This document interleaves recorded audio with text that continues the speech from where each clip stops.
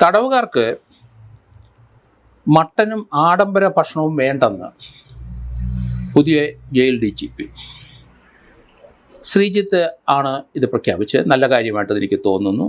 കാരണം തടവുകാർക്ക് അവർ ഇതുപോലെയുള്ള ലക്ഷറി ആയിട്ടുള്ള ഫുഡ് കൊടുത്ത് സൂചിപ്പിക്കാനല്ല നമ്മൾ അവരെ ജയിലിൽ അയക്കുന്നത്. അവർ ചെയ്ത കുറ്റത്തിന് അതിനുള്ള ശിക്ഷയാണ്.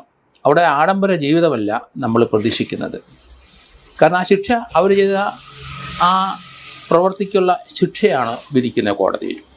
ഏകാന്ത തടവ് നമുക്കറിയാം, കഠിന ശിക്ഷ അറിയാം, സാധാരണ ശിക്ഷ അറിയാം. ഇങ്ങനെ വ്യത്യസ്തമായ ശിക്ഷയിലാണ് ഇവരെയൊക്കെ ശിക്ഷിക്കുന്നത്, ജയിലിൽ ശിക്ഷിച്ചിടുന്നത്.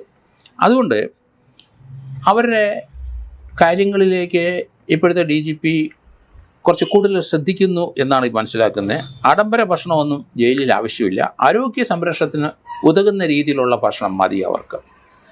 കാരണം അവർക്ക് കൊടുക്കുന്ന ഭക്ഷണം അവരുടെ ആരോഗ്യ സംരക്ഷണം മാത്രം മതി. മേധസ് വർദ്ധിപ്പിക്കാനോ സൗന്ദര്യം കൂട്ടാനോ ഒന്നുമല്ല. ജയിലിൽ അങ്ങനെയുള്ളൊരു ആവശ്യവും ഇല്ല എന്നാണ് അദ്ദേഹം പറയുന്നത്. തിരുവനന്തപുരം സെൻട്രൽ ജയിലിൽ തന്നെ ഏകദേശം 869 പേരുണ്ട്. അതിൽ 265 പേരും മാനസിക രോഗികളാണ്. അതിന് ചികിത്സ നടത്തുന്നുണ്ട്. വെളിയിൽ അവരെ ചികിത്സയ്ക്ക് കൊണ്ടുപോകുന്നുണ്ട്. അവിടെ വന്ന് ഡോക്ടർ ട്രീറ്റ് ചെയ്യുന്നുണ്ട്. പക്ഷേ അവിടെ രോഗികളും ഉണ്ട്. അവിടെ 18 പേർക്ക് TB ഉള്ളവരാണ്. അപ്പോൾ അതുകൊണ്ട് അവരെ വ്യത്യസ്തമായ രീതിയിൽ സംരക്ഷിക്കും. വ്യത്യസ്തമായ മുറിയിൽ അവരെ പാർപ്പിക്കേണ്ടി വരും. TB മറ്റുള്ളവർക്ക് പകരാനുള്ള സാധ്യതയുമുണ്ട്. അതുപോലെ അതിലും രൂക്ഷമായ ചില പ്രശ്നങ്ങൾ അവിടെയുണ്ട്. 15 പേർക്ക് HIV ഉണ്ട് ജയിലിൽ. അവർക്ക് പ്രത്യേക വാർഡ് തന്നെ കൊടുക്കേണ്ടി വരില്ലേ. അത് തന്നെയല്ല, ഏകദേശം 88 പേര് നിത്യരോഗികളാണ്. അവർക്ക് പല പല പ്രശ്നങ്ങളുണ്ട്. അവരെ നല്ല രീതിയിൽ ചികിത്സിക്കേണ്ടി വരുന്നു. അതിന് നല്ല ചിലവ് ജയിൽ അധികൃതർക്ക് ഉണ്ടാകുന്നുണ്ട്. അവിടെ നിത്യരോഗിയായി കിടപ്പുള്ള, അതേസമയത്ത് അവർ ചെയ്ത കുറ്റം കഠിനമായതുകൊണ്ട് അവർ ആ ശിക്ഷാ കാലാവധി തീർത്തേ പറ്റുള്ളൂ. അങ്ങനെയുള്ള 88 പേരും ജയിലിൽ കിടപ്പുണ്ട്. ഈ ജയിലിൽ ഇപ്പം സുരക്ഷാ കാര്യം കുറച്ചുകൂടെ ശക്തമാക്കിയെന്ന് അദ്ദേഹം പറയുന്നുണ്ട്. കാരണം അവിടെ ഡ്രോൺ സൗകര്യങ്ങളും ഉപയോഗിക്കുന്നുണ്ട്. കാരണം രാത്രിയിൽ നമുക്കറിയാം, കഴിഞ്ഞ പ്രാവശ്യം ചാടിപ്പോയ മഹാനെ പറ്റിയൊക്കെ നമ്മൾ ഓർക്കുന്നുണ്ടല്ലോ. അപ്പോൾ അതുപോലെ അത് ഒരു ഡ്രോൺ നിരീക്ഷണം ആയിക്കഴിഞ്ഞാൽ രാത്രിയിൽ ആൾക്കാർ ചാടിപ്പോവുക, മറ്റേ രീതിയിൽ എന്തെങ്കിലും അവിടെ അനിഷ്ട സംഭവങ്ങളുണ്ടാകാൻ സാധ്യത ഉണ്ടെങ്കിലൊക്കെ തീർച്ചയായിട്ടും അത് കണ്ടെത്താൻ വലിയ സൗകര്യമാണ്. അതുപോലെ CCTV ദൃശ്യങ്ങൾ 24 hours കൃത്യമാക്കിയിട്ടുണ്ട്. അത് നല്ല കാര്യം തന്നെയാണ്. അത് മോണിറ്റർ ചെയ്യണം. അതുപോലെ ജയിലിൻ്റെ അകത്തും മറ്റു സ്ഥലങ്ങളിലും ഈ കത്തി അങ്ങനെയൊക്കെയുള്ള, കാരണം അത്ര ജീവനക്കാരുള്ള സ്ഥലത്ത് തൂമ്പ, കത്തി, കോടാലി, പിക്കാസ് ഒക്കെ കാണും. പക്ഷേ അത് അങ്ങനെയുള്ള സാധനങ്ങൾ ഇവർ എടുത്ത് ഉപയോഗിക്കാനുള്ള സാധ്യത അത് നിരുത്സാഹപ്പെടുത്തുകയും, അത് തന്നെയല്ല, അങ്ങനെ ഇരിക്കുന്ന ആ ഒരു സാധനം ആരെങ്കിലും എടുത്തിട്ടുണ്ടെങ്കിൽ അത് അപ്പോൾ തന്നെ അത് ടച്ച് ചെയ്യുകയോ പിടിക്കുകയോ എല്ലാം ചെയ്താൽ അപ്പോൾ തന്നെ അറിയാനുള്ള ആർട്ടിഫിഷ്യൽ ഇൻ്റലിജൻസ് സംവിധാനങ്ങളും അവിടെ ഇപ്പം രേഖപ്പെടുത്തിയിട്ടുണ്ടെന്നാണ് മനസ്സിലാകുന്നത്. ഈയിടെ സൗത്ത് ആഫ്രിക്കയിലെ DGP ശ്രീജിത്ത് പോയിരുന്നു. അപ്പം അവിടെ കുറ്റവാളികളെ താമസിക്കുന്ന സ്ഥലമൊക്കെ അദ്ദേഹം പോയി കണ്ടു. അപ്പോൾ ഇവരെയൊക്കെ താമസിപ്പിച്ചിരിക്കുന്ന ഏരിയയിലൊക്കെ മാനേജ്മെൻറ്റ് ഏരിയ എന്നാണ് അവിടെ പറയുന്നത്. ജയിലിൽ നിന്നും അല്ല പറയുന്നത്, മാനേജ്മെൻറ്റ് ഏരിയ. അതുപോലെ അവിടുത്തെ ഓഫീസർമാരെ കറക്ഷണൽ സർവീസ് ഓഫീസേഴ്സ് എന്നാണ്, ജയിൽ ജീവനക്കാരൊന്നുമല്ല. ഇവരെ കറക്ഷൻ ചെയ്യുക, ഇവരെ മനുഷ്യരായിട്ട് കൺവെർട്ട് ചെയ്യുക, മാനുഷിക പരിഗണന കൊടുത്ത് അവരെ നല്ല രീതിയിൽ നല്ല ഉത്തമ പൗരന്മാരാക്കാനുള്ള ശ്രമം. അതുകൊണ്ട് കറക്ഷണൽ ഓഫീസേഴ്സ് എന്നാണ് അവിടെ പറയുന്നത്.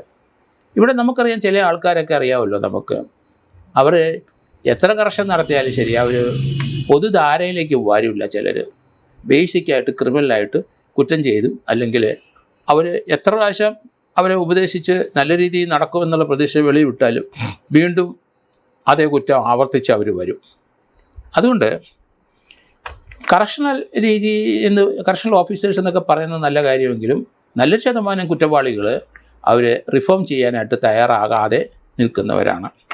അവരെ വിട്ടാൽ വീണ്ടും അവർ വയലൻസിലേക്ക് പോകും, ആരെങ്കിലും കുത്തിക്കൊല്ലും, അല്ലെന്നുണ്ടെങ്കിൽ അവർ മോഷണക്കാരാണെങ്കിൽ കൃത്യമായിട്ട് മോഷണം നടത്തും. അങ്ങനെയുള്ള സ്വഭാവമുള്ളവരാരും അവരെ കറക്ഷൻ മെത്തേഡിനകത്തൊന്നും നമുക്കവരെ നന്നാക്കാൻ കഴിയില്ല.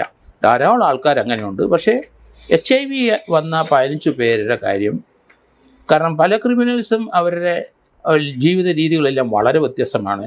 അവർ രാജ്യം മുഴുവൻ സഞ്ചരിക്കും, അവിടെ സ്ത്രീകളുമായിട്ട് ഇതുപോലെ അസുഖങ്ങളുള്ളവരുമൊക്കെ ആയിട്ട് ബന്ധപ്പെടും. അങ്ങനെ ആ ക്രിമിനൽ സ്വഭാവമുള്ളവർ ധാരാളം പേരുണ്ട്. അവർ 15 പേരോളം HIV ജീവനക്കാരാണ്. തിരുവനന്തപുരം സെൻട്രൽ ജയിലിലെ കാര്യമാണ് ഞാൻ ഈ പറയുന്നത്. പൊതുവെ കേരളത്തിൽ ഇത് കൂടുതൽ ആൾക്കാരുണ്ടാവും പല ജയിലുകളായിട്ട്. എന്തായാലും ട്രിവാൻഡ്രത്തെ